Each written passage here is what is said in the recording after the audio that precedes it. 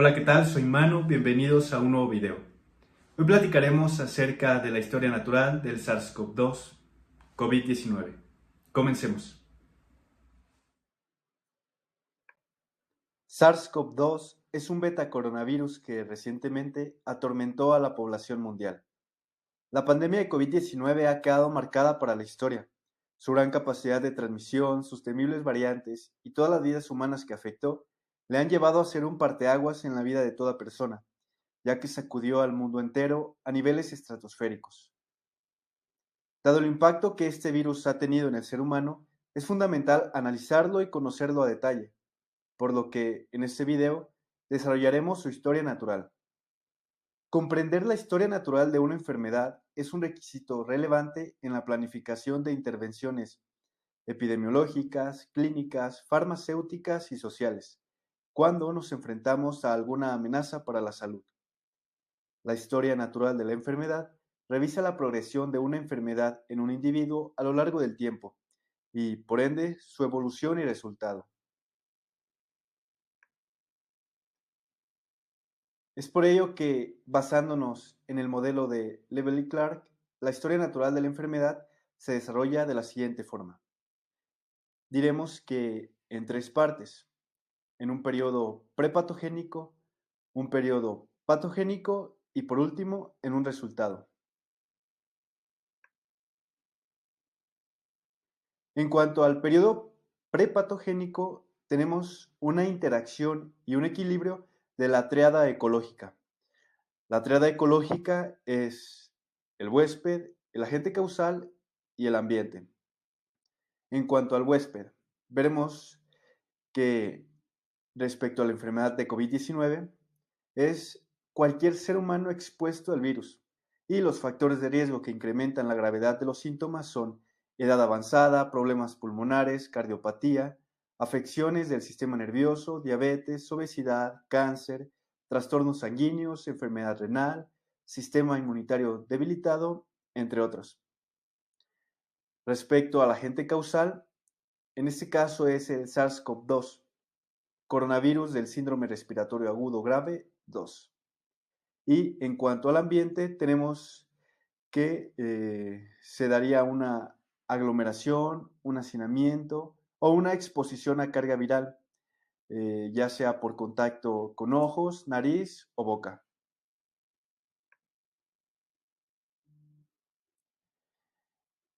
Y aquí está un ejemplo en cuanto al ambiente, ¿no? Podemos tener un lugar cerrado, incluso con poca ventilación o ventilación nula, y donde el virus esté circulando, ya sea porque una persona esté contagiada y al estar en aglomeración o hacinamiento, pues es más probable que se pueda contraer el virus.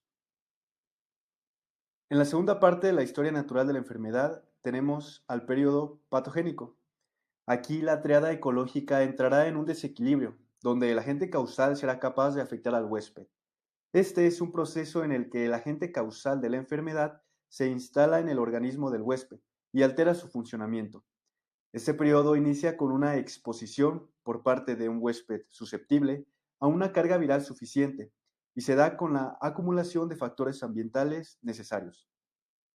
Es importante mencionar que en el periodo patogénico encontraremos a la patogénesis temprana, al horizonte clínico y a la convalecencia, que ya veremos a continuación.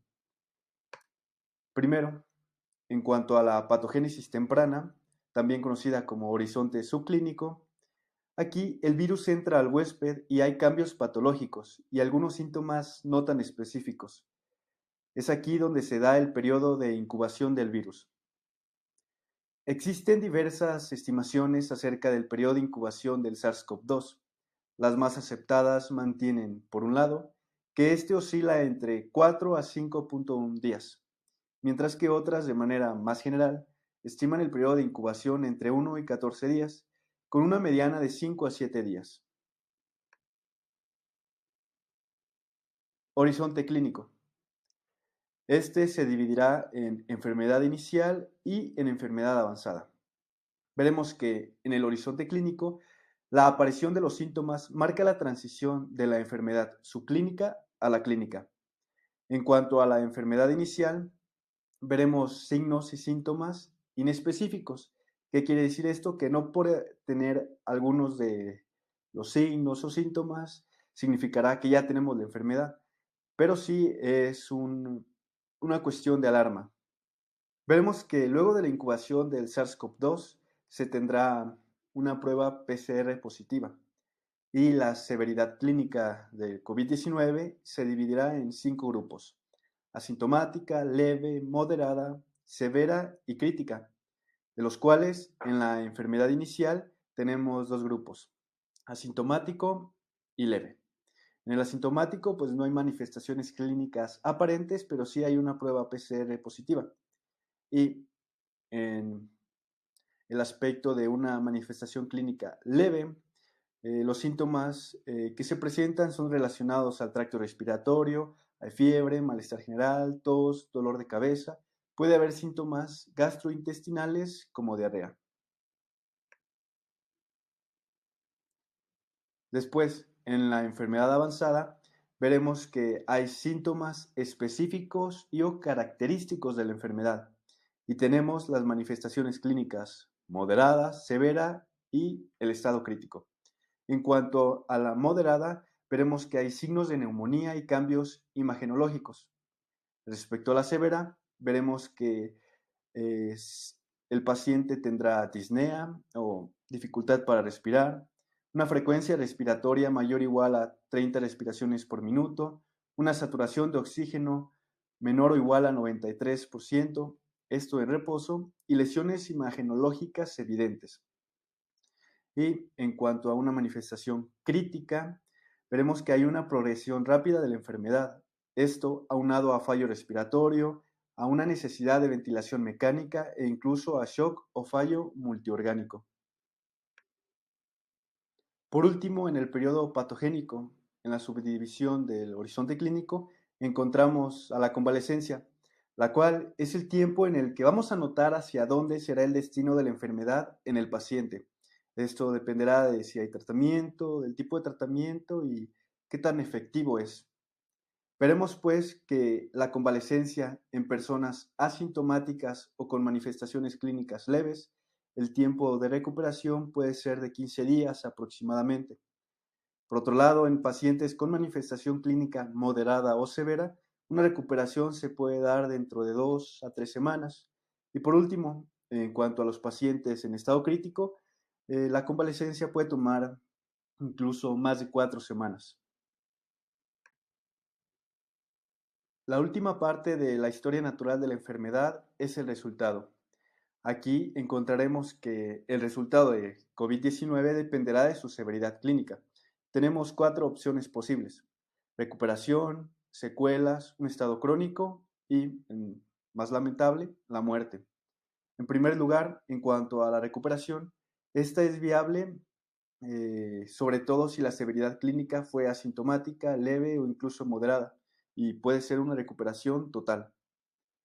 En segundo lugar, en cuanto a las secuelas, veremos que se puede dar pérdida temporal o permanente de los sentidos del gusto y del olfato, además de una fatiga que afecta el día a día de las personas. Las secuelas pueden presentarse luego de la recuperación de COVID-19 independientemente de la severidad clínica que se haya presentado. La duración de las secuelas es muy variable.